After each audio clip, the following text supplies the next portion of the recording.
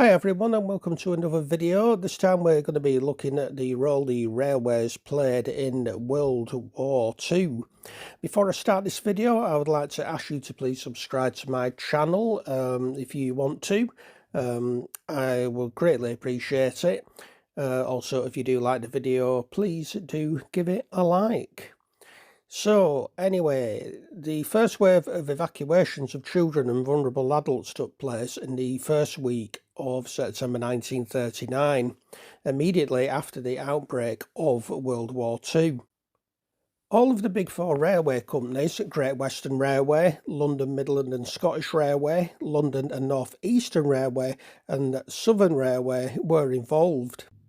Throughout Britain, 3,823 special trains carried 1,334,360 school children and some adults in the evacuation of the 1st to the 4th of September 1939, which was achieved over and above the scheduled services, according to the National Railway Museum. Meanwhile, 10,000 Jewish children fleeing Nazi persecution arrived in London Liverpool Street Station between 1938 and 1939. Today, a statue at the station commemorates the Kindertransport mission. The railways played a huge part in the evacuation of Dunkirk in May and June 1940, when more than 338,000 Allied troops were rescued from the shores of northern France.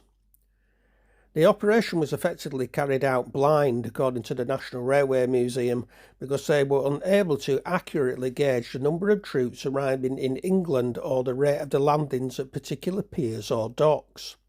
As a result, the railway operation remained as flexible as possible so trains could respond as needed.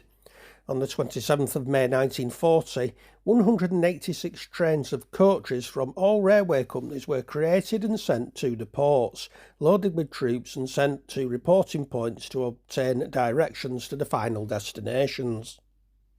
A total of 620 trains moved more than 319,000 troops from their landing points to locations all over the country. The National Railway Museum said the industry achieved this whilst moving government traffic and carrying out further evacuations of children. On the 6th of June 1940, troops were evacuated from other parts of France to the southwest of England, requiring another 200 trains. Railway restaurant cars were withdrawn from service on the 5th of April 1944 as part of the build-up to Operation Overlord, otherwise known as D-Day, the Allied invasion of Europe for the rest of the war. By the end of May 1944, 264,000 train miles were cut from the timetables as the tracks were cleared for Overlord. Overcrowding on services remained until restrictions were relaxed that October. By D-Day, passengers would have been accustomed to the war-related disruption to their journeys. Rail freight activity, for instance, grew significantly. In 1939 alone, the railway moved more than 254 million tonnes of goods and more than 90 million parcels across Britain, according to the trade body Rail Delivery Group. Just like World War I, the number of women working on the railway rose substantially during World War II. By the end of World War II, the number of women in railway jobs had increased from 635 in 1939 to 10,899 in 1945. About 13,000 women worked on the railway at the beginning of World War I in 1914, mostly in domestic jobs such as cleaning, washing and waitressing. With 100,000 men enlisted, women stepped in to fill essential functions.